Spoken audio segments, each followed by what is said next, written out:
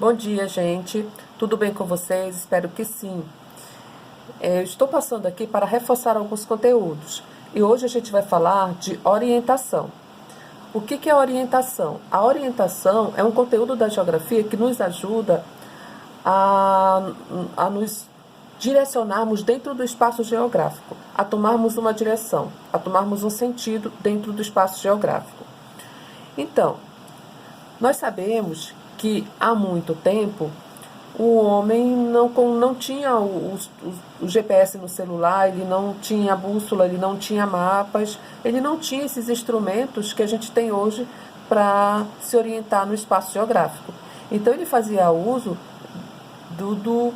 da natureza, né? Ele fazia uso daquilo que ele observava no espaço onde ele morava, por exemplo.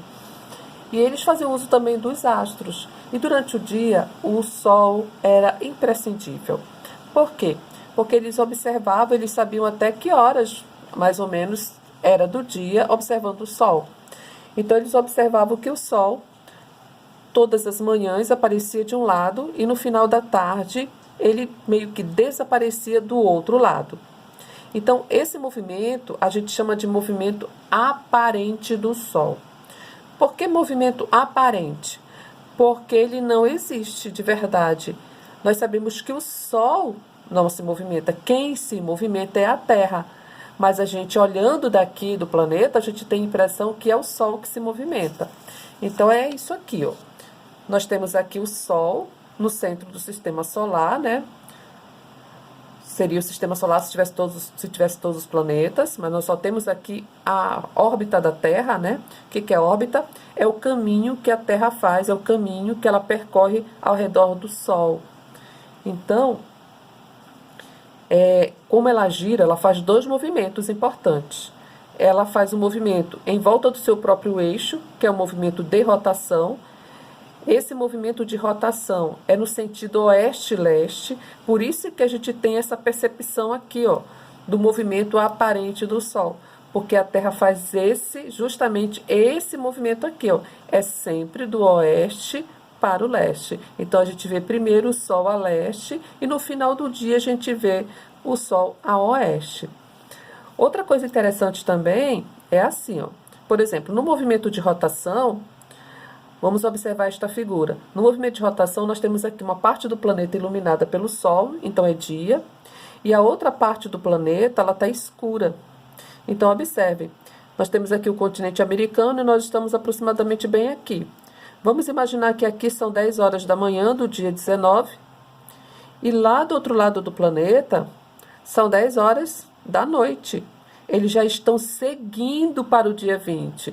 Enquanto a gente está iniciando ainda o dia 19, eles já estão finalizando o dia 19 aqui, seguindo para o dia 20. Então, eles estão sempre à frente da gente, né? Os países que estão a leste, eles estão sempre à frente. Então, esse é o movimento aparente do Sol. Ele nasce, ou seja, a sua nascente, que a gente pode chamar de leste também, que a gente pode chamar de este, ou oriente, né, se dá para esse lado aqui, que é o leste. O lado oposto, onde o Sol se põe, a gente chama de poente, de oeste ou ocidente. Tem todas essas denominações. Mas o que é mais usado? É mais usado o leste e é mais usado o oeste. Em alguns casos também a gente usa muito o oriente e o ocidente. Tudo que está para leste é oriente. A gente vai precisar dessa informação, né, quando a gente estudar, quando a gente for reforçar coordenadas geográficas. E tudo que está para o oeste é ocidente, certo? Pois bem, a Terra ela faz dois movimentos importantes. Quais são esses dois movimentos?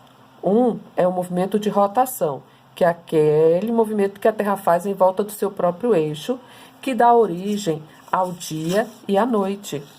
Olha só, esse movimento de rotação, ele dura 24 horas, ou seja, um dia. E ele dá origem ao dia e à noite, conforme vocês podem ver aqui na figura. Ó. De um lado, o lado que está voltado para o Sol é dia, e o lado oposto é noite. Por isso que foram criados fusos horários. Não tem como ser o mesmo horário em toda parte do planeta, não é mesmo? Não tem como ser 10 horas da manhã aqui e 10 horas da manhã lá se é de noite. né? Então, o homem se inspirou no movimento de rotação para criar os fusos horários. Então, o planeta, né, o planeta foi dividido em várias faixas. Cada faixa é um fuso horário, ou seja, andando para o leste, indo em direção ao leste, as horas vão aumentando, e indo para o oeste, as horas vão diminuindo. A gente vai detalhar mais sobre fusos horários numa outra oportunidade. Mas vamos entender bem o que são os dois movimentos da Terra. Então, o movimento de rotação é aquele que a Terra faz em volta ou em torno do seu próprio eixo, como se ela fosse um peão. Esse movimento ele dura um dia ou 24 horas, não vamos esquecer. E ele dá origem a quê, professor? Ele dá origem ao dia e à noite. O outro movimento que a Terra faz ao mesmo tempo que ela faz o de rotação, ela faz também o de translação, que é esse aqui, ó. Ela gira ao redor do Sol. Só que esse movimento, ele dura 365 dias e 6 horas. Ou seja, aproximadamente um ano. Essas 6 horas, elas são acumuladas durante 4 anos. E se faz uma continha, né? Você pode somar aí 6 horas, mais 6 horas, mais 6 horas, mais 6 horas. Ou você pode multiplicar por 4, que vai dar quanto? Que vai dar 24 horas. 24 horas é igual ou equivale a um dia. Esse um dia, de 4 em 4 anos, ele é acrescentado no mês de fevereiro. Por que, professor, no mês de fevereiro? Porque se você observar bem no calendário, o mês de fevereiro é o que tem menos dias. Ele tem 28 dias. Os demais têm 30 e 31, né? 30 ou 31. O mês de fevereiro é o único que tem 28 dias. Então, a cada 4 anos, a gente tem aí o ano bissexto. O ano bissexto é um dia a mais no mês de fevereiro. Então, eu vou ter aí o dia 29 de fevereiro. Esse ano foi ano bissexto, né? 2020. Então, o próximo ano bissexto será em 2024. Ok? Pois bem, o movimento de translação, ele dura 365 dias e 6 horas e ele dá origem às estações do ano. Quais são as estações do ano? É o verão, o inverno, a primavera e o outono. Professora, tem as estações do ano em todas as partes do planeta? Sim, porque nós estamos nesse movimento de translação. Só que em algumas partes do planeta, essas 4 estações do ano, elas são bem mais caracterizadas, bem mais percebidas, e em outras partes não. Por exemplo, onde nós vivemos, aqui nessa região, a incidência solar ela é direta, né? Todos os dias do ano nós temos praticamente a mesma incidência solar, por estarmos aqui no centro do planeta. Então, nós não vamos perceber o inverno, que é caracterizado pela baixa de temperatura. Nós não vamos perceber também a primavera, que é caracterizada aí pelo período mais florido, né? Nós vamos ter o verão, praticamente, né? E o que a gente chama de inverno, que é o período mais chuvoso. Mas em outras regiões, como por exemplo na região temperada norte e na região temperada sul, as 4 estações são bem definidas. Então a gente consegue perceber claramente quando é inverno, porque as temperaturas aumentam consideravelmente, e a gente consegue perceber quando é o verão. Foi o que eu falei? A gente consegue perceber quando é o inverno, porque as temperaturas caem, né? Em alguns lugares chegam a nevar, ou seja, a temperatura fica abaixo de zero e cai a neve, né? Então, chega a nevar. Em outros, não, a temperatura fica baixa, mas não chega a nevar. Por exemplo, 5 graus positivo, 4 graus positivo, não neva, né? Só vai nevar quando fica abaixo de zero.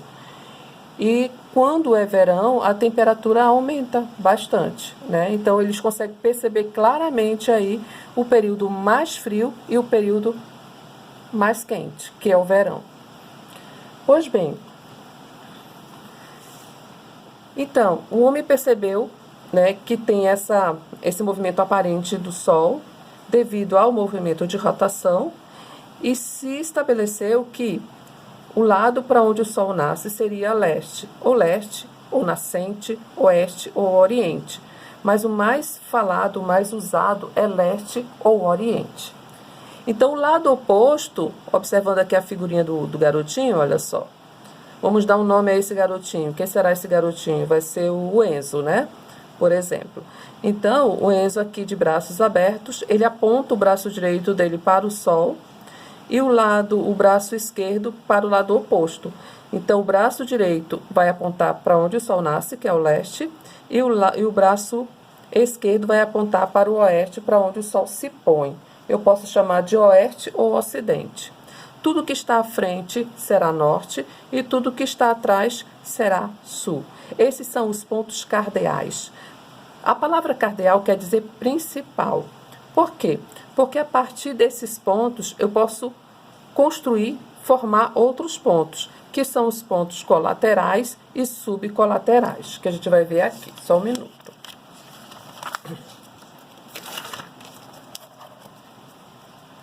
Vocês também já viram essa figura, é uma rosa dos ventos. A rosa dos ventos ela é muito presente nos mapas, mas é possível também a gente ver nos mapas, quando a gente não percebe a rosa dos ventos, é possível a gente ver também uma seta com o N, ou seja, está indicando que para cima é norte. E eu consigo saber os outros pontos cardeais, por quê? Porque se eu sei que para lá é norte, o lado oposto é sul, a direita é leste e a esquerda é oeste, né? Então, com um ponto cardeal, eu consigo descobrir os outros. Então, nós temos aqui a rosa dos ventos. A rosa dos ventos, ela apresenta os pontos cardeais, que são esses aqui formados por uma letra, o N norte, o S sul, o L leste e o O oeste. Então, são os pontos cardeais. E por que rosa dos ventos? Porque lembra uma rosa, né? Antigamente, os cartógrafos desenhavam, né, uma sobreposição que lembrava uma flor. Hoje não, né? Hoje, apesar de lembrar ainda a sobreposição, um embaixo do outro, né? Mas não lembra tanto uma rosa, né? Mas antigamente era bem parecido com uma rosa. Através dos pontos cardeais, eu consigo fazer os colaterais. Os colaterais, observem, eles são formados por duas letras e é muito simples. Basta eu juntar, olha só, um ponto cardeal com outro ponto cardeal. Por exemplo, vou juntar o norte com o oeste. Sabe o que eu vou ter? Olha só, essa direção, mais essa direção, eu vou juntar o ponto cardeal norte com o ponto cardeal oeste, eu vou ter o colateral noroeste. Observaram? A mesma coisa aqui, ó. Eu vou juntar o ponto cardeal sul com o ponto cardeal oeste e eu vou ter o colateral sudoeste. Mesma coisa aqui, ó. Eu vou juntar o norte com o leste e eu vou ter o nordeste. Observem que aqui o leste ele é representado pelo L, mas em inglês leste se escreve com E. E em muitos mapas vem essa representação em inglês. A mesma coisa o oeste. Oeste, na língua portuguesa, começa com O, na língua inglesa começa com W. Então, alguns mapas adotam a versão inglesa. Então, aqui, por uma questão didática, né, eu não vou colocar NL, eu vou colocar NE, né, que fica mais apresentável, que é o ponto colateral nordeste. E aqui, eu vou pegar o sul e o leste e eu vou formar o ponto colateral sudeste. Ok? Muito bem. Observe que os pontos cardeais é formado por uma letra. Os pontos colaterais, eles são formados por duas letras. E os subcolaterais, eles serão formados por 3 letras. E agora? E agora é a mesma coisa, é o mesmo raciocínio. Você pega o ponto cardeal e junta com o colateral, que vai dar um ponto subcolateral. Vamos lá de novo? Você junta um ponto cardeal com um colateral, que vai dar um subcolateral. Então, é N com o norte com o nordeste, que vai dar nó-nordeste. É assim a pronúncia. Você vai juntar o norte com o noroeste, que vai dar nó-noroeste. E assim você vai juntando. Olha, observem aqui. O sul com o sudoeste, vai dar sul, sudoeste. Então, os pontos subcolaterais, eles são formados por 3 letrinhas, que é um ponto cardeal e um ponto colateral. Os pontos subcolaterais, eles não são muito utilizados. Nós usamos mais os pontos cardeais e os pontos colaterais. Quais são os pontos cardeais? Norte, sul, leste e oeste.